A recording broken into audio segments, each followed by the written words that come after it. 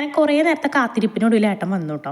ഏട്ടനെ ഞാൻ വിളിച്ച് കാര്യം എന്താണെന്ന് മനസ്സിലായിട്ട് കുറേ വട്ടം ഞാൻ വിളിച്ചിട്ട് താഴത്തും വിളിക്കണം കേട്ടോ, മുകളിലെത്തും വിളിക്കണം കേട്ടോ. ഞാനിപ്പോൾ ബാത്റൂമിലാവും, അതുകൊണ്ടാണ് എനിക്ക് ക്യാൻഡിലൊക്കെ കത്തിച്ച് വയ്ക്കണമല്ലോ. അപ്പോൾ അതുകൊണ്ടാണ് ഞാൻ ഈ വിളിച്ചുകൊണ്ടിരിക്കണം. ഇപ്പോൾ എത്താറാകുമ്പോൾ എനിക്ക് കത്തിച്ച് വെച്ചാൽ മതിയല്ലോ. അപ്പോൾ എനിക്ക് ഓൾറെഡി സൗണ്ട് കേൾക്കാട്ടോ അവിടെ നിന്ന് വരണത്.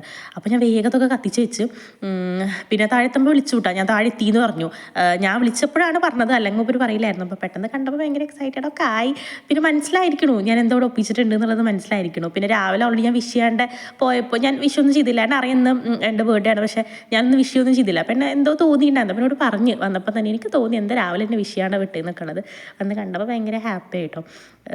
ഞങ്ങൾ എൻ്റെ ഒരു മാത്രമുള്ളൊരു മൊമെൻറ്റ് ഇങ്ങനെ എൻജോയ് ചെയ്യാൻ പറ്റിയ നല്ല രസമാണ്.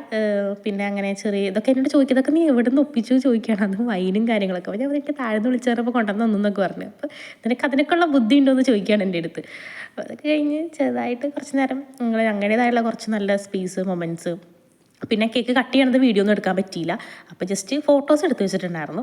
അപ്പോൾ ഒന്ന് കട്ട് ചെയ്തു കഴിച്ചു. പിന്നെ ഏട്ടൻ വേഗം പറഞ്ഞു നമുക്കൊരു ഡിന്നറിന് പോവാം, വേഗം റെഡിയാവും, ഒരു വാക്കും ഒരു ഡിന്നറൊക്കെ കഴിഞ്ഞിട്ട് വരാമെന്ന് പറഞ്ഞു. അങ്ങനെ അതൊക്കെ കഴിഞ്ഞു.